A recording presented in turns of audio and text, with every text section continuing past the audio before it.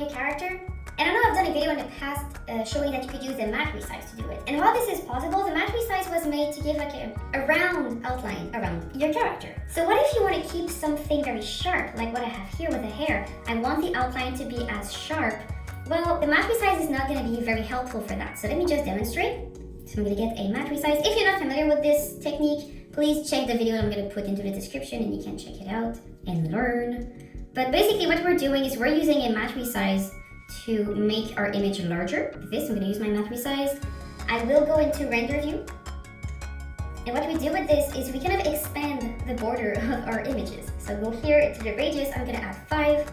And you see this will kind of take the last pixel of the surrounding of your shape and just expand it. So of course, it usually doesn't look great if you have a textured line. So that's why we usually pair it with a matte blur. In that case, my matte blur is white. So we're just going to give it another color. Go here. I'm gonna make it this bright blue so we can see it well.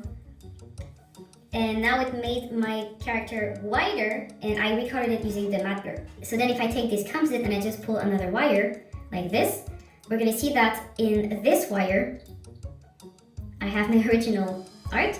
And then on this side, I have just the matte resize with the matte blur. And as you can see here, it looks cool. I love using the matte resize and matte blur combo for many things. I create stickers with it, but that's not the point today. I just want to show how instead of having a very round outline, you can have a sharper one. So the way to do it that I prefer is just to take my layers of animation. So for example, I'm going to take my clean under here. And what I'm going to do, and this is a bit ratchet, but it works. So what I do is I would take them and I would copy them. Yeah, I would clone them like this. Put them on their own composite on the side here. And then what's gonna happen, I'm just gonna put it right here on top so it's a bit easier to see. So this is the copies, and what I'm gonna do is I'm gonna go into my layer here, which is called errand under. I'm gonna take this one, this is my copy, and I'm gonna go to line thickness. And what you can do is you can adjust the pencil line thickness of these selected drawings. I'm going to click here to adjust it.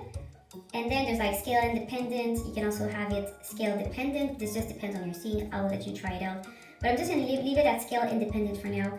And then into the proportional, you can add a number. So I'm just going to take this window, put it on the side so we can actually see what's going on here. And in the proportional, what I'm going to do is I'm going to add like 5, for example. It's going to make my line bigger. You know, the matte resize takes the outside most pixels and just like make them wider or something, expands them. But this is literally making all my lines thicker on that layer. So if I hide the other layers, you see it really just makes my lines thicker. So that's why I have it showing under the existing one. Now this is a bit hard to see into the video because I took the wrong example. I should have taken just one layer, but you know, you're going to be faced with this in your project as well. So if you have multiple layers, just make a copy of them and have like the 2 composites side by side. This is in front, this is going to be behind. And you can just go here and make all the lines that you need expand. So I'm going to put all of them to 5 just so that we all see into the video. I mean, the eyes I don't need it because they're not part of the silhouette, but the nose is. So I'm going to go into my line thickness part, adjust line thickness and set it to 1. And you see now I have all my pencils that have been expanded in size. How it's going to look in the end is completely up to you. If you have a texture, it's going to respect your texture. But if you go back on the original drawings and you decide to change all the lines for non-textured lines, for example, or you want to change the texture you're using actually. So I'm going to go here and change my texture to chalk or charcoal or no texture. You see it's going to respect exactly what you did. So where this can go wrong, this only works if you have a very good cleanup technique, because where it can go wrong is if you have impurities like this.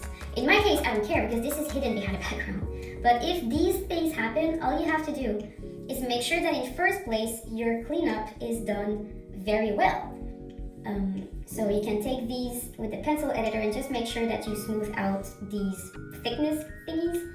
And it can be either with the pencil editor or it can be with the contour editor. So if you have some too many points, you just want to make sure that it's all smooth because it's going to be as pretty as your cleanup was. Of course, I didn't use that technique for that scene, It's just that working on this project, someone had the question of how to make a pointy, cheap outline around their shot, and I was like, well, you can use the math resize is not gonna make it pointy, but if you use this technique where you copy your layer, you go into the parameters, and you make the line thickness bigger, then it's going to respect your shapes.